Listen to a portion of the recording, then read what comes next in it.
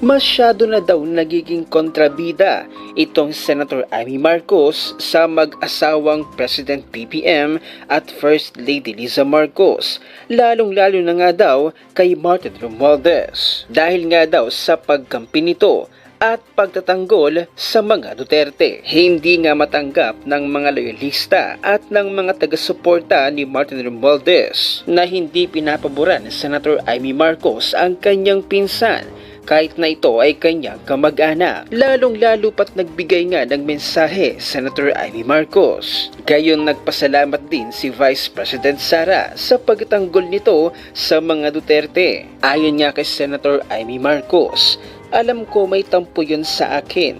Mula nung October dahil nga sinabi ko na pro-Duterte ako.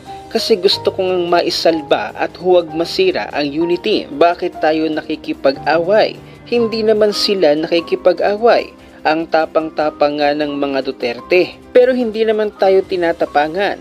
Talagang mababait sa atin. Ano bang problema? Ayon naman sa naging mensahe ni Vice President Sara, daghang salamat Senator Amy Marcos sa imong suporta kanako, among pamilya sa mga Dabawenyo o katibuk ang siyudad sa Davao.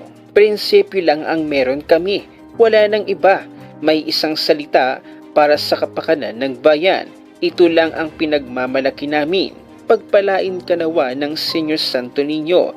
Mabuhay ang Pilipinas. Ito nga ang hindi matanggap ng mga loyalista at taga-suporta ni Martin Romualdez na todo at umaapaw ang suporta ni Senator Amy Marcos para sa mga Duterte. Nauna na kasi niyang sinabi na talagang malaki ang utang na loob ni Senator Amy Marcos sa mga Duterte dahil tangi ang Duterte lamang ang nakapagpalibing sa kanyang ama na si dating Pangulong Ferdinand E. Marcos sa libingan ng mga bayani at tatanawin nga daw niya itong malaking utang na loob habang siya ay nabubuhay.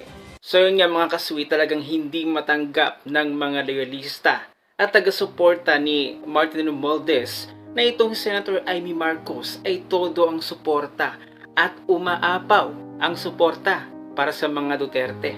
Ito nga katunayan ng isang certified loyalist na si Benji Contreras. Ang sabi niya, nais si Senator Amy na mabingwit ang 5 million votes ng mga DDS sa 2025 election. Kaya todo tanggol sa mga Duterte.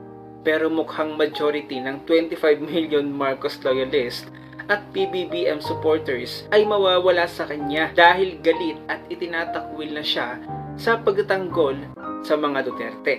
Heto pa si Benji Contreras, nag-react na naman dun sa komento o sa pagpapasalamat ni Vice President Sara doon sa naging pagsuporta ni Senator Amy Marcos. Ang sabi niya, prinsipyo lang daw meron ng mga Duterte. May isang salita daw para sa kapakanan ng bayan.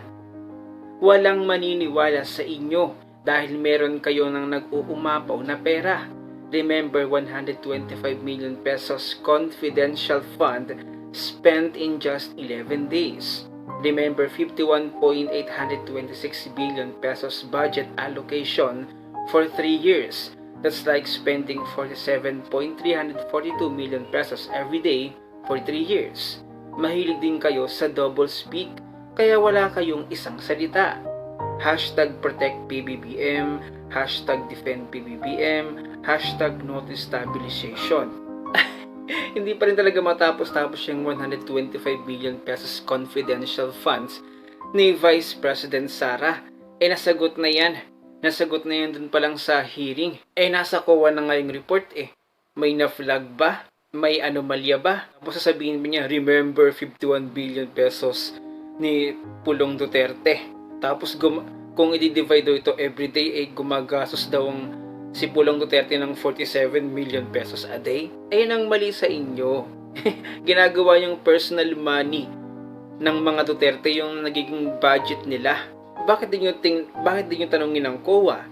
Bakit hindi nyo puntahan ang website ng DPWH? Tingnan nyo ngayon ng Davao, napakaunlad. Kung talagang may anomalya itong si Pulong Duterte doon sa 51 billion pesos nga, di umano na inyong pinaniniwalaan na sinabi ni Elizalde Co.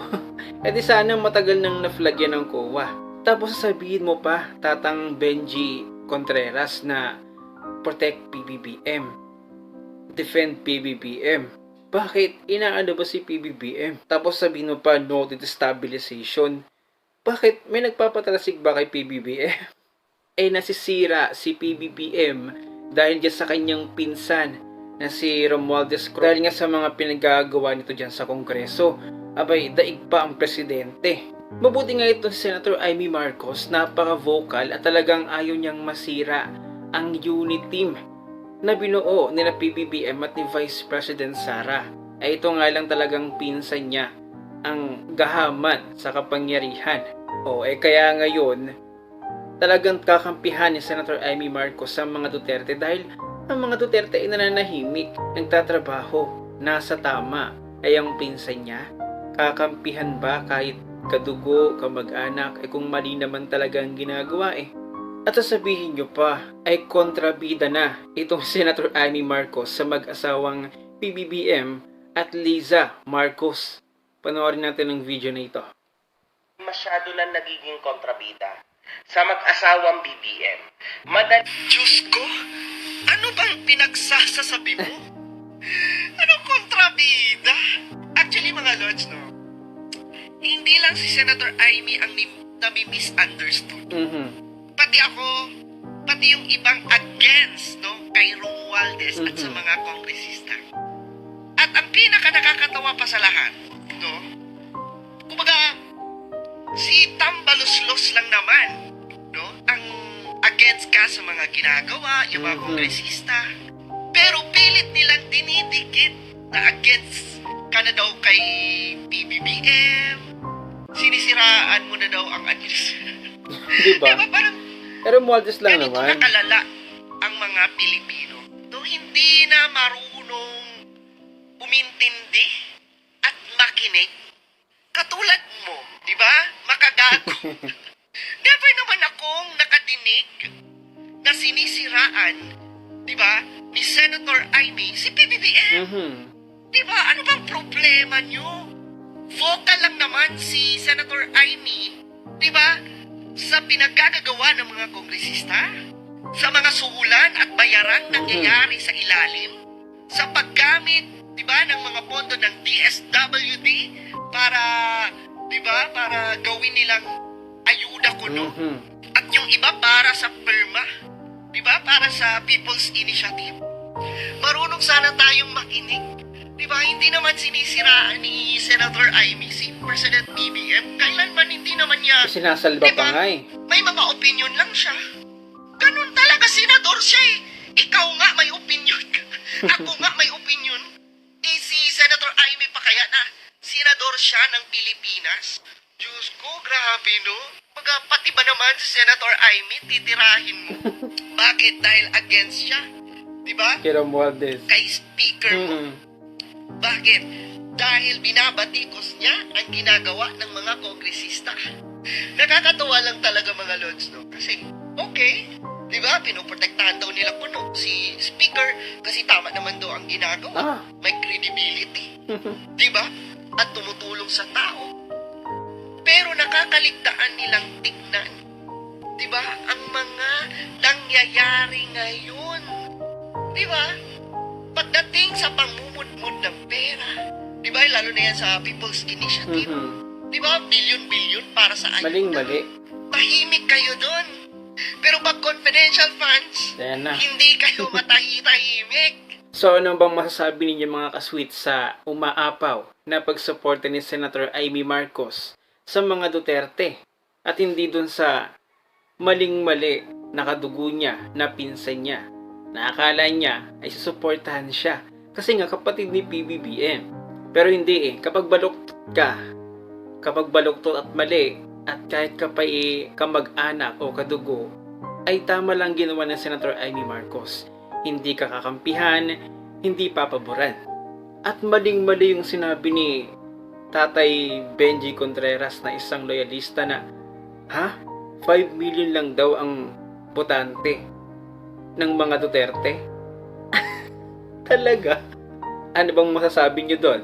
Huwag nang kalimutang i-share ang video na ito at mag-iwan ng comment kung may naisabihin At kung bago ka pa lamang sa akin channel, please do subscribe para sa marami pang updates.